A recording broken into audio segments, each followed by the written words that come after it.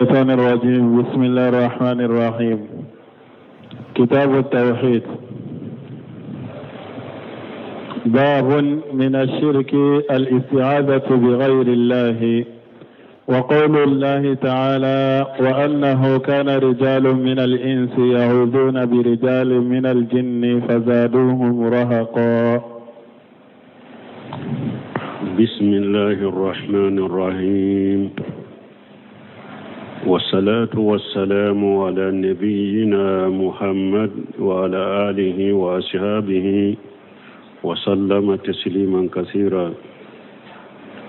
سبحانك لا علم لنا إلا ما علمتنا إنك أنت العليم الحكيم. أستغفر الله الذي لا إله إلا هو الحي القيوم وأتوب إليه. اللهم انفعنا بما علمتنا وعلمنا ما ينفعنا وزدنا علما. biye araba suye hijriya bakele ani kemenani ani binani ani duru saharu rabiul akhir minye hijriya sankalo sabana bisuye tila sabana bisuye sabana de miladi nasarau ka jate ba fulani mugani saba sankalo tanna bisuye otani seginai mbe dawda bugu masjid raja wambo kono darasube shaykhul islam muhammad ibn abdul wahhab aka kitabu kono kitabu tawhid babun min ash-shirki al-isti'ajatu bi ghayrillah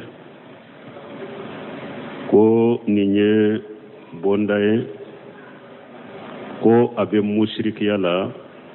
ki dama kasini ala tanay al-isti'ajatu katanga nyinini ala tanay wa qawlullahi ta'ala wa annahu kana rijalu min al-ins ya'udhuna bi rijali min al-jinni fajaduhum rahaqa. qawluhu min ash-shirk min lil-tab'id ni muallifu ko من الشرك من للتبعيد من يد فندو. وهذه ترجمة ليست على إطلاقها. نترجم من فل بوندا دون شغل من فل نيني نينتي أفو شغل كاتي معنى تفو أفو شغل كاتي لأنه إذا استعاذ بشخص بما يقدر عليه فإنه جائز كالاستعانة. parce que hada maden fule ni ye tangani ni hada maden fe ye tangani ni hada maden fe ni fenye femina bese ala o daga lendo o de ato anko bonda inte fo ateto akafo choko kate kabara kenaite ayi ni ekosisa mina siriki al-si'ahajatu bi khairillah ni eye bonda into afo choko late abe kome eba afo katanga nyini ni hada madenye choko ya bela musirikia dodedo o tefana tanga nyini do daga lendo kome abena sarahula choko hada maden ni tanga nyini hada maden fe kwa akitanga fendola ni abeshe ola bashi tola o daga lendo tanga nyini min daga lente ka tanga nyini femfe dam femfe fenna dam femi inate nyogonka sube kaburu kono ka tanga nyino fe ube waliju ube mugo wore abe yoro wore de inate nyogonka ki ewa ka kulona toy ka tanga nyina fe ube katanga nyina fe fenna shete minna ninde mushriki ya abe komi alistihanati abe komi demenyini bete mushriki ya ni ye fendo demenyini danfen shete minna o demenyini ye shirku ya mais ni ye fendo demenyini danfen fa bese kam min ka shebala o dagara قوله تعالى وأنه كان رجال من الإنس الواو حرف عطف وأن فتحت همجتها بسبب عطفها على قوله أنه استمع نفر من الجن يا رب نسمن ولين نحوية دي نحو دنبغدو ودياتو نحو كتاكا توسير لا كتا أكا كتاب التوحيد أبا نحو سرونا تعالى هو أنه الواو حرف عطف وأن فتحت همجتها وأن من فلنية وياك همجة فتحة بسبب عطفها على قوله باسكو ويا ساقي كتا جماما أنه استمع نفر من الجن قال ابن مالك ألفية ابن مالك أفلي كود كما فنها كتابه ألفية ابن مالك أقول قال ابن مالك وهمج إن افتح لسد مصدر مصداها وفي سوى جاك أكثر كو وهمج إن كو أكا همجا افتح كو بك فتح دي لسد مصدر مصدها كنا نانا مصدها كنا نانا مصدر يرولا نانا مصدر يرولا لاني يموني يقول رحمه الله افتح همجا إن إجا سد مصدها المصدر أي إجا هل محلها المصدر وفيما جاك اكسرها همجا إن نانا مصدر يرودلا أبيك فتح دي مصدر كما بويرو نانا مصدر أبيك فتح دي من مصدر يرو انت أبيك كسر فيؤول بمصدر أي قل أوهي إلي استمع نفر وكون رجال من الإنس يوجون برجال من الجن فيؤول بمصدر لو أبي أقرب بفون مصدرين أي قل أوهي إلي لأنني موني أفوي قوة تشيرما استمع نفر كو جما كل دو يلملك وكون الرجال من الإنس وكون الرجال من الإنس كو أوتشيودو كيرا هذا مدونا يؤذون برجال من الجن كو تنبت تنغاني تشيودو في الجن ولا قوله ما نقوه هو تشيرا لما كو تشيودو تنبت هذا مدونا كو بت تنغاني تشيودو في الجن ولا قوله من الإنس صفة للرجال أي صفة للرجال لأن الرجال نكرة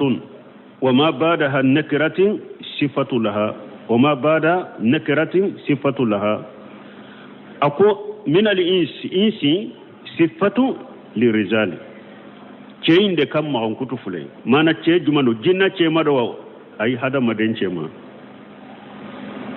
تشي إنس معهم كترو كتا تشي إندما لأن الرجال نكرة بس الرجال من فورا وين نكرة ده وما بعد النكرة صفة لها من فنا بين النكرين كوفي من بين النكرين كوفي ما كتدو ده نكرين قوله يؤذون الجملة خبر كان يؤذون جملة من فلن كان خبر ده ويقال أعجب به ولا أعجب به arabu ba fo ko ayet tangani na fe uba ya yire sembama waliyajun mimma yuqaf no sinu ba fe ka ubonyo gonna aja bihi wala bihi aba fe kulu bonyo gonna fayajun mimma yaqaf nuko aja mana yet tangani na fe tangabe nyini ni jumaye nisrana minyere ibe tangani no ofe liyazun fima yu'mal sembe munye ni natabe minka ko abeke sababu ye ki korosha bitanga ibe sembama ni natabe yoromi ibe sembama sembeli en nata yoroy mana iyazan obena siranya yorodela sembeli obena nata yorodela ni natabe fendo ka ibe sembama وعليه قول الشاعر يقاتم ممضوحه ولا يسله ما قاله إلا لله نسمينكم بيت الكلا دويافو كنا بمغكما يغنى يمغ من تنو كاسورا يمغ من تنو يكما منون فايه مغ منكا دانفي منكا كانو يفوي منكا كانو او منكتو يعني ألاتي mais alayhi shahidu baytin foni munye ni shahidu bala lugha nununa ya man aluzu bihi fima umilluhu ko ya mugumi nim betin sembama ni natabe minka betin sembama o man awuzu bihi mimma uhajiruhu ani mugumi mbetanga nyine naye fana mbeshira minna لا يجير الناس أجمن أنت كاشره أباك كم من تنا أباك كننفاي كم مغشتك كل فراك كل من أي كري فراك بغتولا ولا يهدم ولا يهدون أجمن أنت جابره كل أي كل من فنا فراك كري بغتولا نيجي كلا ده na be mogo tanu na ya bake ka mogo min kuma nyonya ka mankutu dama mankutu mi ni mogo siman mu foi mankanu ye ni alate mesahidu mu nye baitula aluju fora yoro juma ha ya man aluju bihi fima umilluhu nata yoro mitanga yora ye mufo o man awuzu bihi mimma uhajiruhu siranya yoro ayetanga yorofo o yorola qawluhu yawzuna birizali min alzinni na ko betanga nyini ni cewu do ye jinnawla ay yaltazimuna ilayhim mimma yuhajirunahu ubu sirere sembe jinnawma nu be sira minye hadamaden cewu do kera nu sirana minye ubu sembe jinnawla yajunnuna annahum yu'ijunahum ulu jatala jinna nunun debe ulu tanga walakin jaduhum rahaga ay khawfan wa ju'ra me jinna nunun ya hada madawun jidi siranya ni jorode la ulu sembe na jinna uma pour jinna ku ulu tanga de me jinna ye do faruka siranya nu ka jorode ka jatige de ka wa kanat al arabu fil jahiliyati idha nazaru fi wadi nadaw bi ala aswatihim أعوذ بسيد هذا الوادي من سفهاء قومه أتم بعربو كلا دلا نولو بتاما يرولا نو جينا يرولا أوا جينا يرو وبي فرو وبي كوبي يرومي كونغو كونونالا نو جينا وبي تو يرو نو جينا يرومي أوا وبي وليلك وبو كانتا كوليلك أوا كو أمبي تانغانيني ni woro min fulani nye ajina nyema mimbe ambe tanga nyini naye akan tanga kabo akan mugo fendom bali maka ewa akan mugo jinna fendom bali akan kisuma arabu tumbe ninke nube tama yoro la nu jigina tu yoro minna ube nin kuma fu ube wulilike ewa an jigina nin tu minna nintu injina nyema mbetanga nyini niye ikintanga ikamugo fendo mbaluma jahilu tumbeni neke jahiliyala qawluhu rahaga ju'ra wa qawfa ay ju'ra wa qawfa rahaga yemunye jatige ani siranya bal arhaqu asaddu min mujarradi ju'ri wal qawf bunu semnu ko rahaga ko o ka gele yere kateme jatige doron kan siranya doron fa ka annahu ma ju'rihim wa khawfihim abikum kafara hada madun ka jatige anu ka siranya ka arhaqahum jinnan yulaf wa adafahum shay'un arhaqahum wa adafahum shay'un uyu ewa ulafu kulalafu فجورا والخوف في القلوب بلو سمينو كنو كو سيرانيا اني جاتيغي قلوب الدسكون دي كونو ورهق في الابدان من نوكو ارهق وبي سروفري كولو دلا ارهق بي سروفري ابي كومي جيناو يدوفرا jatiga min tumbula siranya ni min tumbula jinya do yeddo faraka ko faru fanalla fu ka faruka ka farukuro fanalla fu ka faruka wa hajil ayatu ni aya min fulen ni tadullu ala anna al-isti'ajata bil jinni haram katanganye ni jinna fe kulu kitangawe haramu ye li'annaha la tufidu al-musta'izan parce que emi ni tanganye ni jinna fe ko kitanga atese kitanganye ni tese na fani foye bal tajiduhu rahaqa tanganye ni be do yere de fareka sirana ni ka joroni kallafu yereka fa uqiba bin naqid qasdihi aw mu'min yitanga mu'min be tanganye ni jinna fe ala bi sarani kala ni tanade e kala ni munye akitangatea ala bi sarani munye do de be fareka siranya ni ka joroni kallafu ka wa haja jahiru no semino ko konni bangalendo ni njelende do fatakunu alwa'u damira aljinni wa liha'u damira alins buru semino ko wawi mbeke damira kata jinnaw de ma hawu mbeke damira kata hadama de umma ayo famua وأنه كان رجال من الإنس يؤذون برجال من الجن فجادوهم الرهقا واو فجادوهم واو بساقي كتا جمع جنو فجادوهم الرهقا هاو هم وبساقي كتا جمع الإنس هذا مدوم واو بساقي كتا جنو دما hawu mbe sagi kata hada mademma mana jinnande hada maden jidi siranyala ni toro wa qila inna lil insana jadu lil jinni rahaqa do ko ay ko wawu mbe sagi kata hada madonde ma hawu mbe sagi kata jinnawma mana ko tuma mi jinnaw hada madon yettanga ni jinnaw ye hada madon katanga ni kera sababu ka do fara jinnaw ka yere bonyaka kakaba uyerela ku yere bonya ay istikbara imai hada madun katanga nyini kera sababu ke ka do fara jinna ka yere bonya ka wa utwa anuka kanna geleya walakin sahihu al awwalu me buna museminu ko kuma sale nyemunye ko folo indero mana jinna de hada madun jidi siranya ni duroni lafula Sheikh Sal Fawzan fanaba asarahu aba tawsiru seminu yake chokomide Sheikh Abdallah Bumbaji de kuma fulay mbefo afana yin nin kuma fulofo ko jinnaw de hada madawun jidi la fula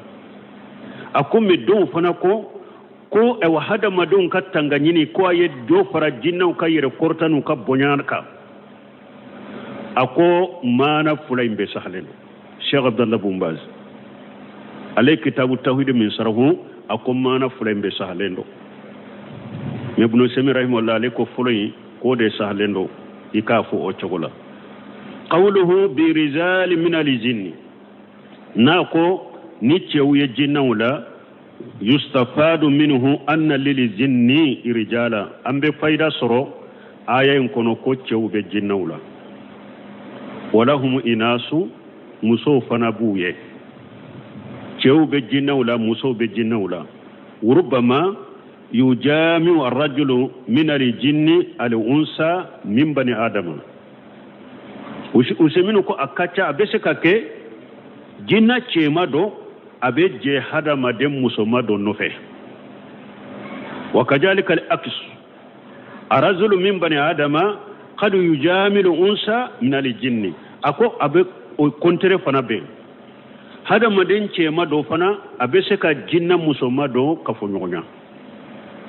وقد ذكر الفقهاء الخلافا في وجوب الغسل بهذا الجماع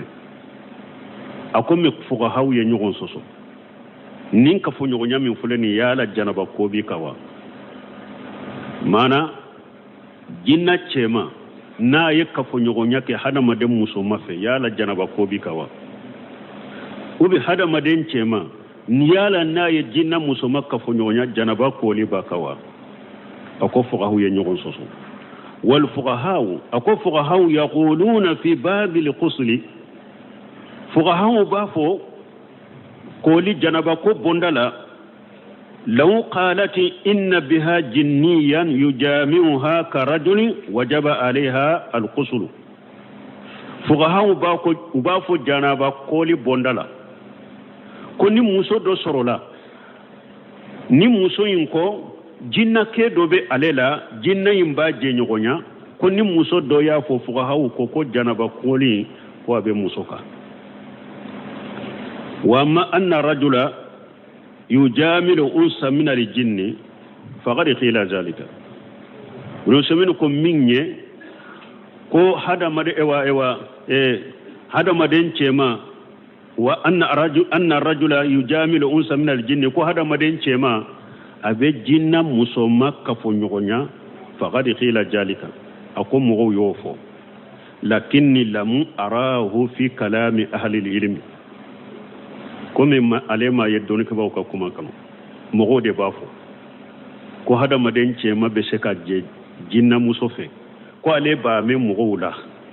na alema yeddoni ko bawka kuma wula وإنما أساطير تغال كما فوتو دو درو نو بيفو برو دي درو وبيفو والله أعلم على دبو سببادو ورا تون دلا كا فو دو دلا كا شيخو دو نينكا كرامو دو نينكا كويالا جينا هذا ما دم بسكا جينا مسافرو أقوى لما دلكا أفروس إسيرما دلكا كالي نانا kwale ma delika jinnani hada madin furushiri kwale ma delika ta wala abada ko ma delika ke ale nyana ayu jabin ne minye ndella ka bahasu ke maro nya bahasu fo golo fu der su de la ube rojuma mamul lamini sinqiti adwa li bayana le kwatte sekake kuma wudo de ube fo me ka fo hada madin be jinna muso furu ko hada madin ndo jinna muso be yaro amde tumbo me ka koro ko karsa ko jinna muso babolo kuma fotaw de do me della tala don ke ba nyuma shika kuma tala della jelentula donc mamur la ministre kati ba kene ya yere ako e hada made ko atesika jinna musofu parce que be aya unati ko ala ko nyaka furmuso da ka ba yere la ala ma hada made ka furmuso ke e wa qualité were aya bo yere de la pour abesika nyugonta chokomi kuma udo doro komi bulen sun fana fule ka fa ko ube me ale ma yeddo ke baka kuma la de lakin alaina an nusaddiqa bi wujudihim me mumba an ka jinna kola an ka dala ko jinna ube o koni banka a wajibile mbika ika dala ko jinna ube wa annahum mukallafuna ika do fana ika cinya tigiya fana ika dala fana ko jinna fana mukallafuna alabu bila bara bu fanaka mana dina bara bu fanaka ikada o fanala wa bi annahum minhum salihina wa minhum duna zalika ikada la fana ko jinnu mo nyuma mbula mo nyuma tanabula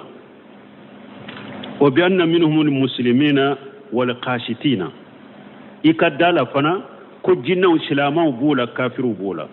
وبأن منهم رجالا والنساء إكدالا فنقجنا وچينو مصبولا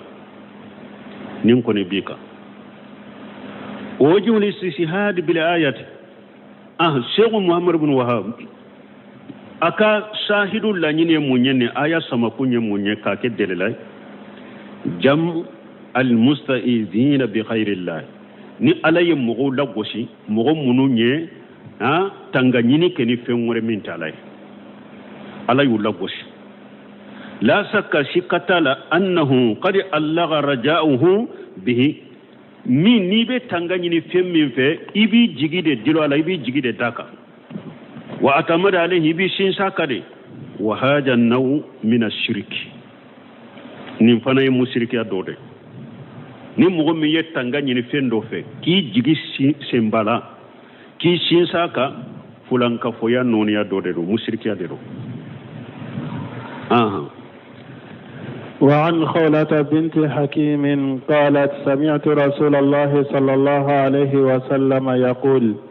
من نزل منزلا فقال أعوذ بكلمات الله التامات من شر ما خلق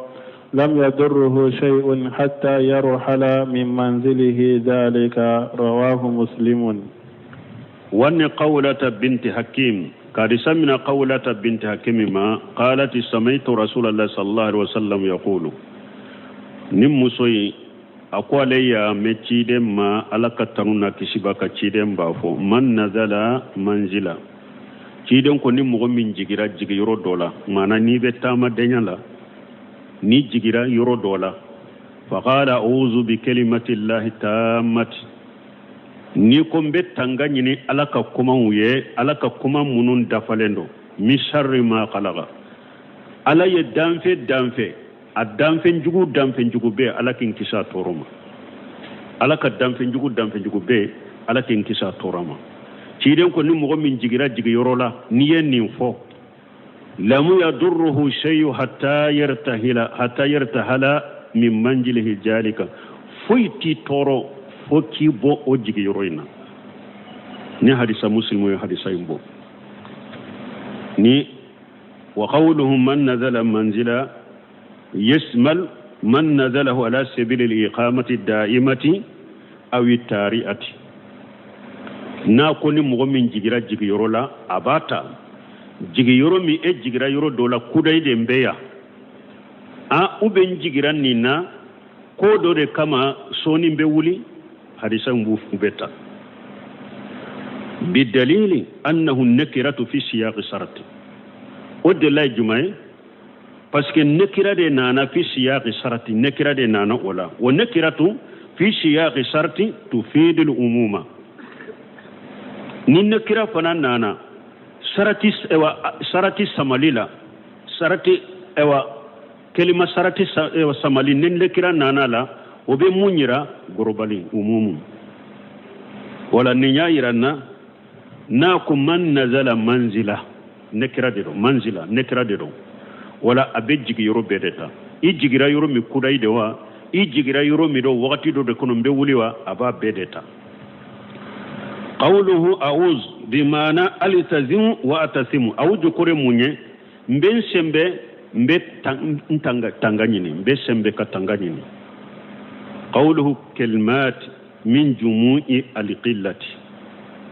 nuko kalimati nahawtigo bolo ubafo ninde mako jumu'i alqillati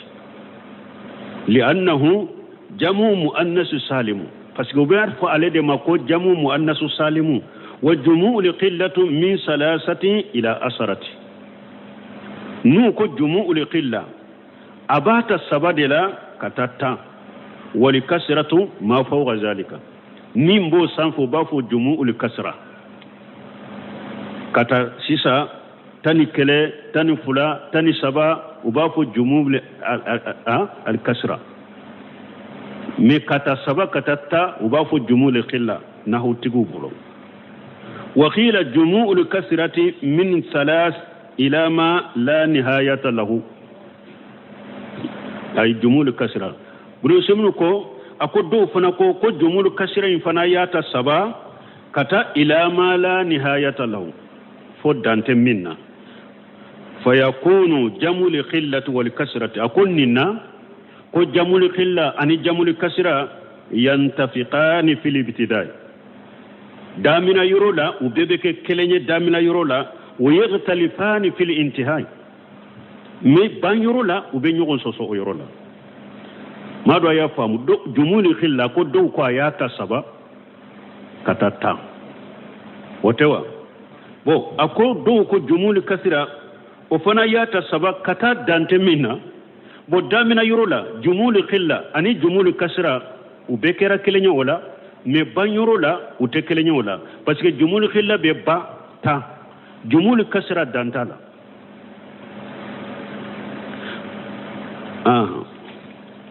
qala ibn maliki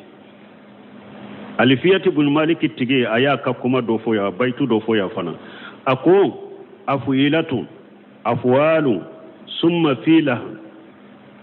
summati afwalu jumul qillatu وبارو جي بكثرة ودا يافي كأرجل والأكس جاء كالصوفي من كايرا جمول خلا حرفنا ندلو جمول خلا بحرفنا ندلا افعل جمول خلا دلو أفعل جمول خلا دلو ثم في له جمول خلا دلو ثم أفعال جمول خلا جمول خلا حرفوا ناني دلو نحو تقبل نوكو جمول خلا نحرفنا ندلو أكو وبعد جيم بكسرتي mais ako jumul khilla harafun nani min fulen ni ko addo be se kake jumul kasri refana jumul kasra fana wada yafi mana ni jumul khilla harafun nani min fulen ni addo ube se kake jumul kasrati fana ka arzul wal aksu mana jumul khilla harafu do de ka arzul jumul khilla de do mais arzul be ko jumul kasrati fana ako ja wal akisu ako ofana kontere ja ofana nana kasufi mana jumuli kasra fana harafu dobe afana beseka ke jumuli khillai we jumai kasufi ni jumul kasri harafu de me abeseka ke jumuli khilla fana harafu la ako warajihu ako min kagri anna jumu al qillati تدل على كسرة بالدليل mais bunu semini ko min ka gira ko jumuli khilla ko abeke jumuli kasri ni dalila ni delawna na yorom mi ka ke jumuli kasra abeke jumuli kasra akode rajihuye fa kalimati jamu khilla jumuli khillatu bo kalimatu min fulani yoba ko ni ma jumuli khillati harafu dedo dalun ala kasrati li wujudi dalil jumu'ul harafutewa me kalimati jumu'ul kasra dedo munyairanna dalilaw kalimati eska alaka kuma dambalawa jumu'ul harafu dedo me dalila ya iranna ko jumu'ul kasri dedo abe kasri fanaira munna qul law kana al-bahru bidada li kalimati rabbi lanafida al-bahru qabla an tanfada kalimatu rabbi ولو جينا بمثله مددا نيايا منيرا اكو محمد رفويه ni diya baji bekera dabay ko uka alaka kuma sebe diya baji be jibe ba kasoro alaka kuma mabba sebelila ewa hari nui na anani baji wureye afana be ba fokata diya baji be ba donc ninya munyira alaka kuma kacha mais anana jumuli khilla de mais dalila nana ko jumuli kasri de do wa ablagu min haja qawluhu ta'ala min fana ewa dalila min fana dalila kanyi katmeninka alaka kuma walau anna ma fil ardi min sajarati aqlam alako iri be dugu kolo kan ya beke kalmuye wal bahru yamudduhu min ba'dihi wal bahru yamudduhu kabaji nke adawai min ba'dihi sabatu abhur ni baji mbanna okofe ikana ni baji wolon fulaye okofe ko uka alaka kuma sebe ma nafidati kalimatullah diya ka iri beka kalimu beba diya ka baji kogoji min fulani nya beba hari ni ya nyogona wolon fulana nati abeba alaka kuma te basebelila wal muradu bi kalimatu huna kalimatul kawniyatu wa shar'iyyatu donc a'udhu bi kalimati llahi ta'ammat kalima min fule ka foya abe kawniyata abe shar'iyyata qawluhu ta'ammati tammul kalam bi amrayn na ko ta'ammati alaka kuma dafali abe ko fuladeta alaka kuma dafali be ko fura asiriqun fil akbar alaka kuma abe kibariya fo abe cinya ninye alaka kuma dafali al adlu fil ahkami fulanna alaka kuma tilelendo ka kirula alaka kuma be kibariya nuko alla de kote adafalendo cinyala adafalendo fana kirila قال الله تعالى وتمت كلمة ربك صدقا وعدلا ala yere ko qur'ana kuna ko tigi ala ka kuma timira adafara cinyala tilenyala mana cinyado aka kibariya wala atilelendo aka kirula qawluhum min sharri ma khalaqa na ko hadisain kono min sharri ma khalaqa ay min sharri alladhi khalaqa iye damfe mununda o damfe ika damfe unjuguma ikin kisu toroma لأن الله خلق كل شيء الخير والشر parce que Allah ye tembe dala ye herada Allah ye nyumanda ne eba ke katanga nyina la kitanga jumama jugumawo walakin sarra la yunsabu ilayhi me ko jugui o te dambe katala made aqida yoro la yen yoro famude Allah de herada Allah de jugumanta me hera de be dambe kata alama adabula jugumante dambe kata alama li'annahu khalaqa sarra li hikmati parce que ala ye ko jugu da hikma dole kama ko dole kama fa ada bi hadhihi al hikmati khairan fa kana khaira donc o hikma en koso ala ye ko jugu ndani hikma min yede no o hikma nye hera yede o kera sababu ko jugu nyere hera ya lafu wala haja ninka نقول شر ليس في فعل الله بل في مفعولاته على كوكتاو كو جوغتو كنو من على يكون منك كو جوغ بسكا يه اودي كنو من على ككيتا كو جوغتو كنو اي مخلوقاته على كدامفون ولا حاجه تكون ما موصوله لا خير ما يمبك موصوله يا تكو تنايده اي من شر الذي خلق على ikin tanga ika damfen juguma ikin tanga otoroma liannaka law awwaltaha ila masdariyati wa qulta min sharri khalaqika woni e ya sagi kata masdarima kafu idamfen jugu la kana al khalqu huna masdar yazuju an yurada bihi al fi'l donc ni yoro la khalaqum beke masdaray donc masdar abeseka do alaka ke tawla ibesaka jugmando alaka ke tawla wa yazuzun aidan al maf'ul lakinni abed daga fana niyake masdari fana abesaka do maf'ul alaka ke taw fana la lakin law jalitaha isman mawsula min niye mayinke ismu mawsulu de la ta'ayyana an yakuna al muradu biha al maf'ula abekere ya wala la nyini beke alaka ketawde abe ala fin ketawde alaka barate mana ko fulade do ala yere ka bara ka fo ala be minke ko jugudo ani nin fe masina min kera ko jugudo ko kelewunte afule ko de faramfansaye ta'ayyana an yakuna al muradu biha al maf'ula wa huwa al maghluq mana damfe mana ikadam fe juguma ani ikadali juguma ani ikadam fen juguma difference bi no nyogon cede iye dali juguma minke est ce que fen jugube ala ka dalila voilà akonni e wayayo iyake masdariya e abese kota iye dali jugum minke nkisa torama ani kadam fen juguma nkisa torama ko kelewndo wa donc masdariya ba ke damfen ika damfen juguma de ani e ka fen jugu o te kelenye de walaysa kullu ma khalaqa Allah fihi shar atakum ni fen ala ye fen o fenda ko jugu bola ko to chogola lakin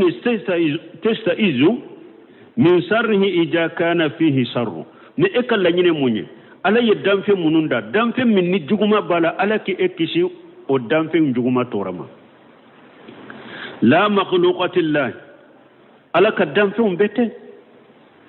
لا مخلوقات لأن مخلوقات الله بس على كدام فيهم فله تنقسم إلى ثلاثة أقسام على كدام فيهم بيته جمع يكوي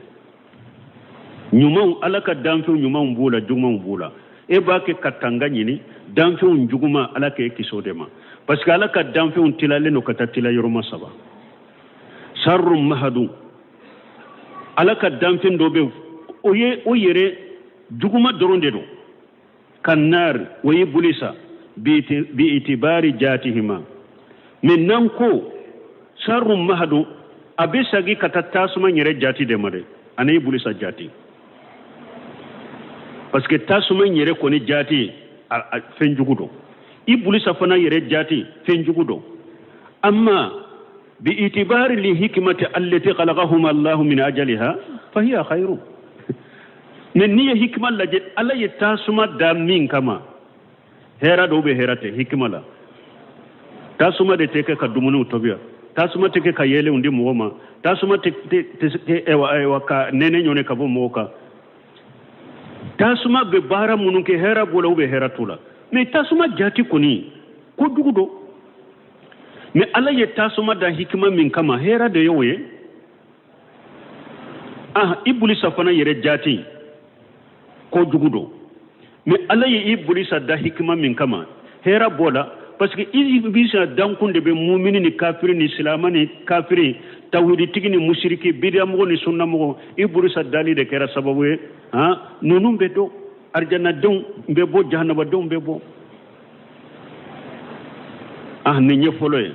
fulana khairum mahadu alaka damfen do be ale yere be hera foy takono ni herate kal jannati wa rusuli wal malaikati comme arjanna ani cidew ani malikiyaw nunum be hera ni nyefulana sabanna fihi sharru wa khairu alaka damfen do be ko dugu bala hera bala o ye jonye kali ins wali jinni wali hayawan comme hada madaw jinna o fenyana maw ko kono few nim fen sababu mun fulen ni hera bula jugma bula nyumam bula jugma bula wa anta inna ma tastaizu min sarri ma fihi sarru donc sisa alaka damfen la ni hadisa kono e bake katangani ni damfen min ni ko jugu bala e bake ka tangani na alafe akikisi o ko jugu de ma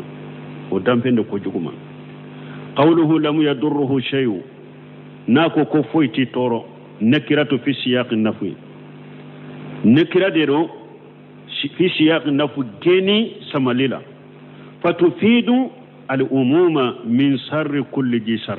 min al-jinni wal insi wa ghayrihim ni ala ko ni ciden ko lamu yadurru shayu nakira do fembe deta mana jinna fenjugu tese ki toro hada maden juguma tese ki toro ani nonun tana dan fenjugu shide tese ki toro ni dan fenjugu kera hada madende ni dan fenjugu kera jinna de ni dan fenjugu kera fenyana made anotana dan fenjugu shi tese ki toro wajahir wal qafi dan fen min bangalendo kene ka tese ki toro dan fen min dogolendo abata tese ki toro hatta yartahila min manjili fonni wulila kabo isigi yoroina lianna hajan khabarun la yumkinu an yatakhallafa makhbaruhu parce que ninye ciden ka kibariya de fulen ninye ni ciden yang kibariya bo ciden yang kibariya ni fen min fanaye o te toko de ayan kibari ni femmi nye komi mbeke o kibari yale fente ate to ko abekede liannahu kalamun sadiqin almasduq parce que mogo de kakuma do mogo min nye cinya tigiye ni ayem min fot fana amba cinya tigiya de lakin ja takhallafa minna yasro kibariya min fora iye o tora kofe o make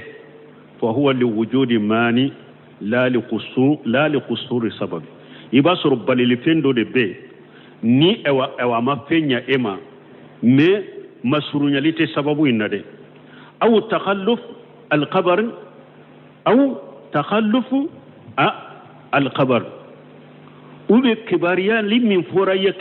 foraye abe ko fede amana me kafu masala apule kam min bange sisa ni ejigina jigi yoro dola أعوذ بكلمة الله التامة من شر ما خلق يوفو تورا فين دو يسرو يسيسا دفوت تشيدن كبار المري دفوت دوم نادي نيجي دوم مجابي باللي فين بأدفه kemmi ñaato duwawu ma jaabi e yen nin fo fe ñi soroye des fo balili fembe ede fe balili fe abe ede fe ama ñanabo ede fe ube ni a taradera ama ke iye donc a sababu bora ede la mais sababu min koni fora ko nin fora be niñe des fo to la de wa naziru zalika ako o ñogonay jumaye كل ما أخبر به النبي صلى الله عليه وسلم من الأسباب الشرعية أكو تشيدين يان كباريا ني شريعة سبب يه إجا فويلتي ني أي سبب ينكي ولم يحصل المسبب مي سبب في أما بوا سرافي فليس ذلك لقلل في سبب دي فوتي سبب ينبي ني تشيدين يفهمو في شريعة كوني ينكي ko abe ke sababu nimbeke ni eye sababu inke ni ciden ko sababu mbato mimbeke o make de fote sababu inare walakin li wujudi mani me ibasru balili pendo be edela ni sababu mabwa sirafi misal qira'ati al-fatihati ala limarda sifa akum misalila ni suratul fatiha kalabana bagatoka aba kenya ويقرأها بعض الناس مغو دوبي سورة الفاتحة كلا بنبغتوكا ولا يشفى المريض من بنبغتو انت كنيا وليس ذلك قصورا في سبب نلا نينتي كم مسورنيا لي بسبب ينادي بل لوجود ماني بين السبب وأسره بل لفندو بسبب ني سبب مينك بل لفندو بأولود ني نيغونتي افي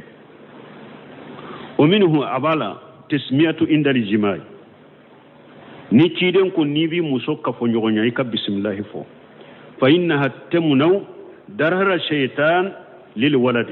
تشيدن كون نيين نينفو نمومي نيبي كف مسوكا فنيغونيا جنيغونيا وغتيكو بسم الله اللهم جنبنا الشيطان وجنب الشيطان ما رجعتنا تشيدن كون نيين نينفو يمسو جنيغونيا نيو جنيغونيا كيرا دنيا شيطان تاتورو أقول وغادي توجد تسمية ويضر الشيطان الولد وكم مغو دوبي سرو أكم مسوكا فنيغونيا وغتي أيد دوين فيك بسم الله يفو مي الشيطان يا الدين تورو منا لوجود ماني يمنع من حصول أسر هذا السبب بل لفين دوبي على دلا من بباليلك نيني سببوين تفنجلا أفي فعليك أن تفتس ما هو المانع حتى تزوله أكو ولا سيسا إدى بيري سكة إيري كيري سكة كيري جاتبو منا ني نين دوين فو تيدن كو دوين بمينك فنا أماك إيري دي يري سكة بالي لفهم من بيلا نينيا بالي دوين مبوا سرافة يكو ولي كبو يرلا فيحصل لك أسر السبب balili fem min be ela niya boyirela niya wuli ka boyirela sababu annobe iba noye sababu min foreye iba noye qala al-qurtubi imam na qurtubi yafo wa qad jarabutu jalika qurtubi ko alayire nin la jarabi qurtubi yafo aka kitabu do kono al-mafahim lima askala min taqlisi kitab muslim قرطبي يافو أكوناكو فقال قرطبي وخرج جربوت ذلك قرطبي كوكو علي ريني لا جربي حتى إني نسيت جات يومي فدخلت منزلي ولم أقول ذلك فلدغني أقرب قرطبي كوكو علي ني لا جربي دونغو ن علي بدو أكاد دو كونو أبنين دوفو أعوذ بكلمة الله تامة مصر ما غلا كم دومي نا نينانا ادونا دوكونا مافو كو بونتني يا سو كو بونتني يا لسو كم دونغو دون ادونا كا دوكونو دونغو دو كافو كو فيماسو كم دومي نا لي نينانا ادونا كا دوكونا نينانا مافو كو بونتني يا لسو قرطبي وشاهد من الحديث شاهد يمني حديث على قوله اعوذ بكلمه الله ناكم بتنغنيني على كومويه والمؤلف يقول في ترجمتي الاستعاذة بغير الله mualli ya fo bonda damina la ko katanga nyini ala tanafi wa huna isti'ajatun bi kalimat meya ako katanga nyini ni ala ka kuma uye tanga nyini fule ya ni ala ka kuma uye wala musta'id billahi nin tigi matanga nyini ala fe ayat tanga nyini ni ala ka kuma ude falimaja ambe muallifu jabi chokodi parce que ale ko de niye tanga nyini ni ala tanai abe fulanka fo yala wode mafo ne tanga fule ka nyini ni ala ka kuma ude tanga ma nyini ni ala ya amba jabi munna ujiba anna kalimati llahi sifatu min sifati ni modo yen ni famba tigi jabi muallifu ka la nyine munye ala ka kelima ala ka kuma ala ka mankutu de ni ye tanga nyini ni ala ka mankutu ye abe ko mi ye tanga nyini ni ala de ولهذا استدل العلماء بهذا الحديث على أن كلام الله من صفاته غير مخلوق نند كوسو أهل السنة والجماعة ويدل لك نني حديثاي ko qur'ana ye ala ka kuma de danfente ko qur'ana ye ala ka kuma ala ka mankutu de do ko qur'ana te danfe لأن الاستعاجة بالمخلوق لا تجوز في مثل هذا الأمر parce que katanga ni danfenye nilla hala sugula atebe me tangani ni fule ka kene ala ka kuma uye donc ni ya yirana ko qur'ana ko ala ka kuma de ala ka mankutu de do ko danfente ahli sunna wal jamaa kadde lay ni hadisay kayira qur'ana te danfeye ala ka kuma de do ala ka mankutu de do mu'tazila ni jahamiyan ulude ko qur'ana e danfende ko ala ka kuma te ni ahli sunna wal jamaa bolo qur'ana e ala ka kuma de ala ka mankutu de do danfente ولو كانت الكلمات مخلوقة ما أرسل النبي صلى الله عليه وسلم إلى الاستعاجة بها نا ياسر على كما نونو دانفون ديدو على تشيدن تمغبل سراك كويكا تنغني نويا نا ياسر على كما نونو دانفون ديدو تشيدن تبلا سراك كويكا تنغني نويا ولهذا كان المراد من كلام المؤلف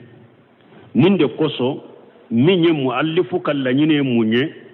alisiajatu bi ghairi llahi ay aw bi sifatihi min sifatihi muallifu kallanyine beke munye ni mogo ye tanganyine ni ala tanaye ube iye tanganyine ni ala ka mankutu tanaye ibeke musirki mais ni ye tanganyine ni ala de ube ye tanganyine ala ka mankutu de mu ite musirki ya wala mais ni ye tanganyine ni ala tanaye ubi yetangani ni alaka mankutu tanaye ye mushriki wala o fil hadith anana hadisa do kono a'udhu bi ijati llahi wa qudratihi misar ma ajidun wa wajiru ni hadisa be sahih muslim kono babu babu wadi yadni ala maudil alami ko bonda minna ko kwa kanunendo ika yoro min bi dimi iki bolo daka donc nim fana salolis bondala yala ni be mugo salo ube don no be demisenu nka den kum mina yala ibi tege da kum de ka don kiba ko la tege da nana yoromi woyede ni hadisa de kono sheba doro nana chide mako depine donna silamiyala mpari kolo yoro do be abindimi ko jugo aw chide ko ama ako yoromi be dimide itege daka ikafu bismillah sinya saba a'udhu bi jati llahi wa qudratihi min sharri ma ajidun wa uhajiru ceyin iko fo sinya wolon fura ceyin ko alayo ke dro ko dimin tara donc ni yoro de ibi bolo daka ni ka yoro do bi dimide ni ba salo yoro be da odeka mais ni be mo ewa tanga soraw de kala mo ka komi demisenu no few ibi dade gerola dro ka kalanke ate komi ko iki tege daka aha donc ninana wa huna astaaja bi ijati llahi wa qudratihi bon ni hadisa kono ya yetanga nyini ke ni alaka bonyaye ani alaka shebaya wala musayji billahi ima tanga nyini ni ala yereya wal ijjatu wal qudratu min sifatillah be bonya ani shebaya o ya alaka mankutu de وهي ليست مخلوقة نونون تدام فيوني ألك بنيا ألك شبايا دام فيونتي ولهذا يزود القسم بالله وبصفاته نيند كوسو دغرا هذا مدين كاليني على الدغرا إكاليني على كمانكوتي الدغرا إكاليني على الدغرا إكاليني على كمانكوتي مانا على كما قرانة على كمانكوتي على كما ديرو على كمانكوتي الدغرا إكاليني قرانة مانا نيكون كاليني قرانة نيكال لانيني يدي آية منو سبلين بقرانة قرانة آية نونون كاليني ويه kalili dagara nuye ulu te danfe ala ka kuma ude do me doni kama ko ni kon kala ni qur'ana ne kala ni ne papier ni gafe ni feunde wote daga de papier nunu ni gafe nunu ni kon kala ni qur'ana e ella ni be gafe ni papier nunu de ma ulu ye danfe unde me ne kala ni kala ni qur'ana illa ni ne aya ude aya munum ba kono ulu ya la kam kutude adaga ikakale nuye be fendo donen be hada madum bolo anka kalini qur'ana anka qur'ana tanka tege daka lesiri tola dinala kalili be keni alade billahi wallahi billahi tallahi kalili harafu en nonude ubin kalnani alaka mankutuye ubin kalnani alaka togoye kalili be keni nonuye alaka mankutude أما القسم بالآيات بروسمنو يرى كمانا كجا أكون مني كون كلني آية ويه ككلني آية ويه فإن أراد الآيات سرائية فجائز بني كلني آية منو آية سرائية أدغريك كلنو وليه آية سرائية الجمعة آية منو بقرآنكم بس القرآن آية وده نانا كسرائية ويرنا آية نينكاية نينتو نيكون كلني على كآية ويه ni kala ni ayatu saraya de aya munun be qur'ana kun adagara ka kalinuwe wa in arada li ayati li kawniyatan fa khairu jaiz min ni kun kala ni alaka ayawye alaka tamansuye e kala ni ayati li kawniya de wote daga de masala ayati kawniya jumai sankabaye ayati kawniya de kaloye ayati kawniya de tile ayati kawniya de dugukolo ye ayati kauniya de iru ye ayati kauniya de baju ye ayati kauniya de mana ta manshe munun be alaka masaya yirila uba ko de ma ayati kauniya ni e kon kallani alaka ayawe mo ni e kallani yin kallani sanka bade alaka ayaro ayati kauna be daga in kallani e wakalo ye abe daga nunu ne damfe unde ayati kauniya nunu li damfe unde me ayati saraya wo ya alaka mankutude أما الاستعاجة بالمخلوق ففيها تفصيل من مني كتنغنيني دام في فرنفانشا بالade فإن كان المخلوق لا يقدر عليه فهي من الشرك نية تنغنيني دام في فنا فمني دام في شيكو تعالى ويشركه قال شيخ الإسلام ابن تيمية لا يجوز الاستعاجة بالمخلوق عند أحد من الأئمة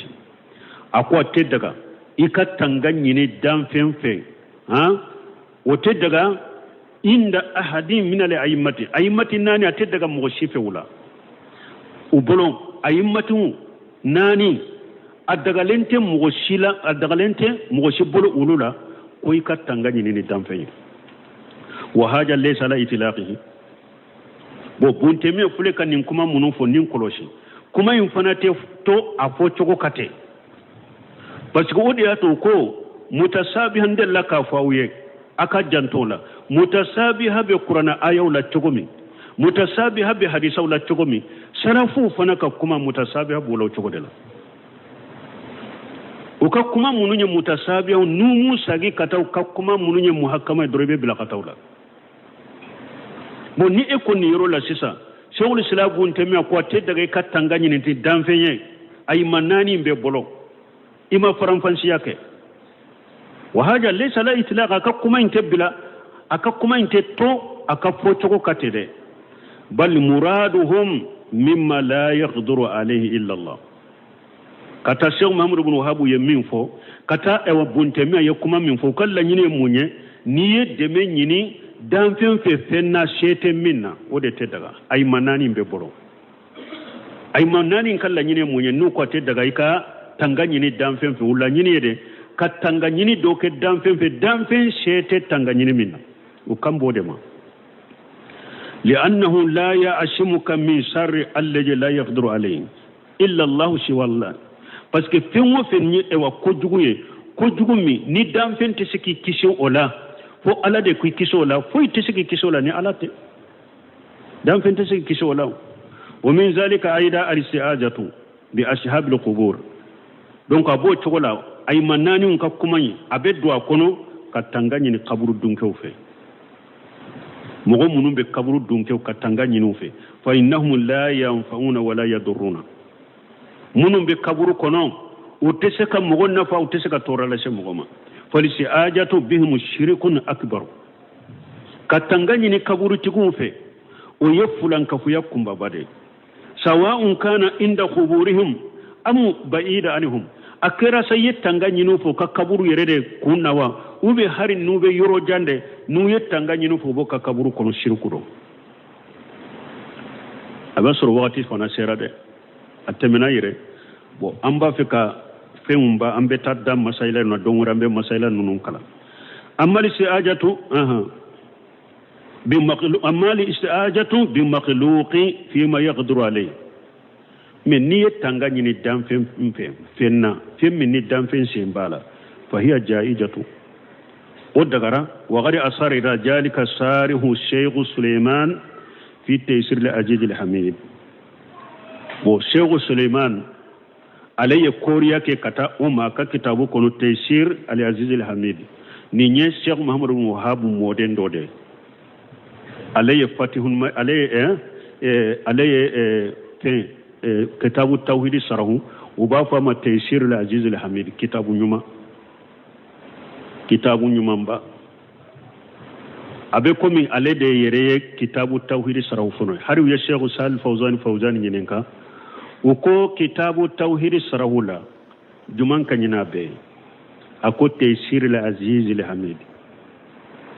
wode kawsa kitabu tawhid sarahu be fatul majid tigra kabo aledela ako abe komi Taysir al-Aziz al-Hamid o mughtasaru de fatul majid ako ewa Sheikh Suleiman yafo o